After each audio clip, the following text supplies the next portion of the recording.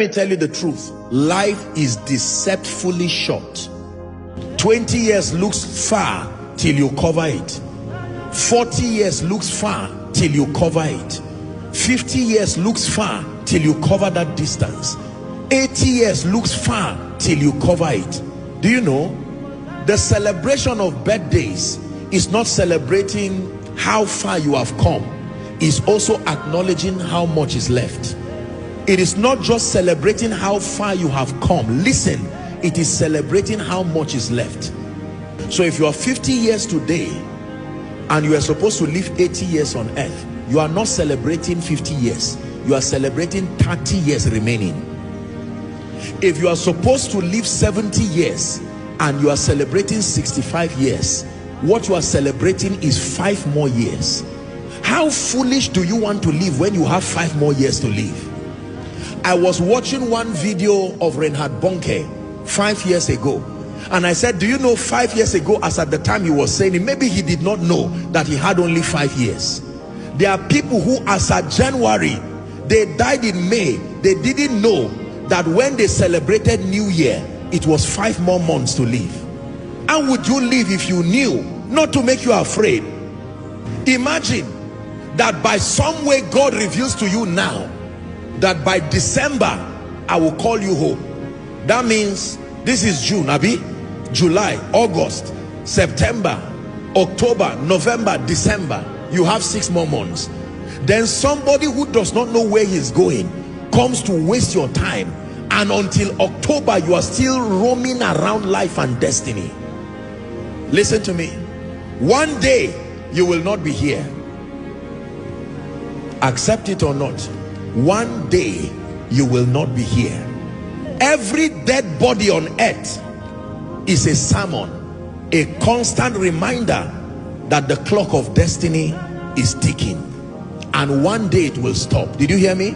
Every dead body you see today, from today, see it as a sermon. Don't just see it as a corpse. Every dead body, some of those dead bodies were stubborn while they were alive. Some of those dead bodies were arrogant. They said they would not die. Some of those dead bodies carried stubborn spirits. Some of those dead bodies carried arrogant spirits. Some of those dead bodies carried wicked spirits. Some of those dead bodies carried godly and prepared spirits. But in any case, it's now a dead body. You don't call a dead body a preacher. You don't call a dead body an armed robber. Let me tell you the truth. My life changed when I began to walk in the consciousness of the brevity of life. It didn't put fear. It just brought an awareness in me. When people die, especially people around at least my ministerial sphere of influence, I'm usually the first they reach, and they say so person has died. You see that? And while I condone with the family and console them, I use that dead body as a message again. There was a day that dead body had a sermon too. There was a day that dead body had a preacher say, one day you will die, and the dead body said yes. Now that dead body is the one who is being used as the sermon. We are not called to fear death. It's not a wise way to live. We are called to be aware that life, like the hymn writer would say, life at best is very brief, like the falling of a leaf. Are we together? Like the binding of a sheaf. Life at best is very brief. Whether you listen and take me serious or not, here connected and following across the globe, one day if Christ tarries, your children or your grandchildren will have a cause to be surrounded around your corpse, and you will be dug 6 feet, and they will say, here lies the body of XYZ. The question is where you will be when all that is done, because this body you see returns to dust, but cessation of living never happens. You never cease living. Dimensions change. This is why it is foolish to live life as if you indefinitely have the power to decide whether you will go or not. It's not true. It's not true. It's not true. There are many people who were on earth. Do you know there are people who were alive on Sunday as I was preaching, but today they are gone? This Sunday, I mean Sunday. Maybe they were preparing to connect online again and listen next Sunday, and by this morning it was over already. So teach us to number our days. Teach us to number our days. When you have this understanding, you will focus on the things that matter, and you will not waste your time and your life on vanities. Are we together?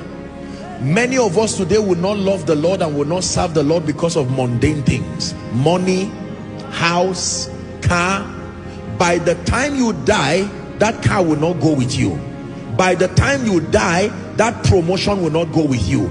I'm not saying to be earthly irrelevant, but I'm saying burn it in your heart. Carry this consciousness that every other thing only finds its relevance provided you are alive. So that in being alive, in order of priority, the first thing you should secure is your state with God. That I have peace with God, and that you get to a point where, like Paul, you say, for me to live is Christ and to die is gain. I wonder how many people can make that statement in this place, that in truth, for me to live is Christ and to die is gain. If Christ tarries, I don't want to get out of this world as a defeated loser, a failure. No, I want to design my own exit by myself, that I would conquer life, finish my assignment with joy, be a blessing to creation, and with health and vitality and with joy, I would look at life and say, I came, I saw, I conquered. You sign out with honor and leave. To be absent in the body is to be present with the Lord. All that fear you are seeing is only those who are watching you. As a dead person, that transition is so instant, you will not even know what is happening. I can tell you that for free. All the pity you pity dead body is because you are alive. The person transiting is instant. That's it. Like the blinking of your eye, realities change immediately. And what becomes the compass to where you go after then is your believing in Jesus Christ, your walking in his ways, and living a life of meaning. I would not be so foolish as to make many things a priority above Jesus. No. Till he returns or calls me home, here in the love of Christ I stand. Till you return or call me home,